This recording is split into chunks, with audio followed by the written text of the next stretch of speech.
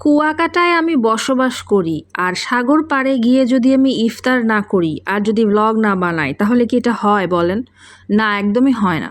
আর আমরা প্ল্যান করে ফেললাম যে আজকে আমরা ইফতার করব সাগর পাড়ে। প্ল্যান অনুযায়ী আমি, আমার হক সাহেব এবং ইলিয়াস ভাই আমরা 3 জনে মিলে চলে গিয়েছিলাম কুয়াকাটা সি বিচে। এটা হচ্ছে মেইন বিচ থেকে একটু সাইডে। এই জায়গাটা খুবই সুন্দর একটা জায়গা, আপনারা যারা এসেছেন তারা জানেন। অনেকে হয়তো নাটক সিনেমাতেও এই জায়গাটা দেখেছেন। এই জায়গাটা খুবই সুন্দর, আমার পার্সোনালি অনেক পছন্দ। আর যেহেতু এটা একটু নিরিবিলি, এজন্য আমরা এই জায়গাটা চুজ করে নিয়েছি। তো আমাদের ইফতারে দেখেন আমরা সাজিয়ে নিয়েছি। এখানে আমি বাসা থেকে পেঁয়াজ, মরিচ, টমেটো কেটে এনেছিলাম।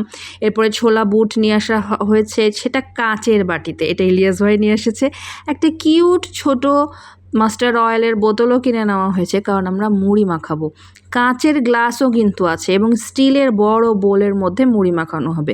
আমাদের আয়োজনটা কিন্তু যেমন তেমন না, আয়োজন একেবারে পশ, দেখে বুঝতেই পারছেন।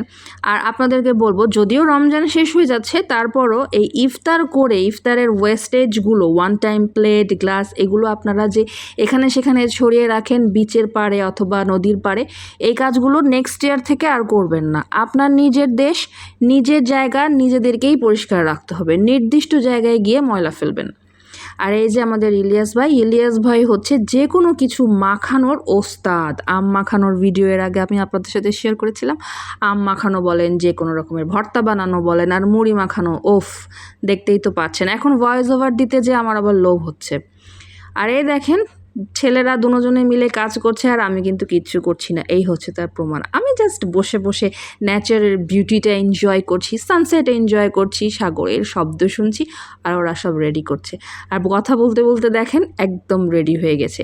আমরা প্রথমে খেজুর আর শরবত খেয়ে পরে আমরা এই মুড়ি মাখাটা খাবো। কিন্তু চামচও ব্যাগে করে নিয়ে গিয়েছিলাম। তো সব কিছু খুব সুন্দরভাবে সাজিয়ে গুছিয়ে করেছি, খুবই ভালো সময় কেটেছে। সম্ভবত এটাই আমার রমজানের লাস্ট ব্লগ হতে যাচ্ছে ইফতার নিয়ে। এরপরে আর কোনো ব্লগ যাবে না, এরপরে সরাসরি ঈদ চলে আসবে। আল্লাহ যদি বাঁচিয়ে রাখে, নেক্সট ইয়ার ইনশাল্লাহ আবার হয়তো আমরা রমজানের ব্লগ করতে পারবো।